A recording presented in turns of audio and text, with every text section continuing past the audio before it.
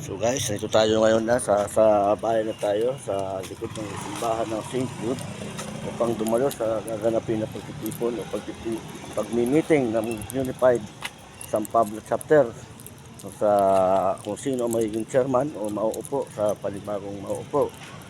Tayo ay nandito, karating natin galing tayo kaya sa Monte Maria upang dumalo sa gaganaping meeting. So guys, manatili kayong mag-follow o mag-subscribe sa ating YouTube channel na Tiger TV Vlog at saka po sa ating Facebook page na Tiger TV.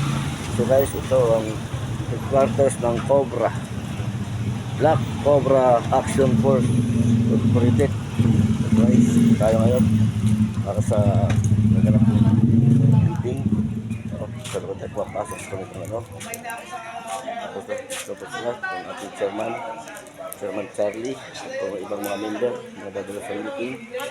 So guys, ito ang ating mga kasama na naganap yung meeting ito. So sila. So ito yung mga official na meeting. Isa po sa pinakamataas na official na magiging chairman ng Unified Chapter ng San Pablo City, si Chairman Mel Esteva. So yan guys, marami ang dadatingan. So ang ating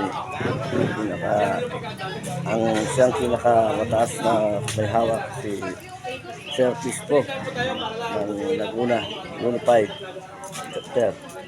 Ito yung mga Delta Squad. Yan po ang ibang kasapi sa gaganaping meeting. So yan po. Kaya po para sa susunod pang kaganapan, kayo po huwag kalilimutan pong mag-follow sa ating Facebook page na Tiger TV at saka po sa ating YouTube channel na Tiger Vlog para po kayo sa iba pang mga susunod na ating meeting. Salamat po. God bless po.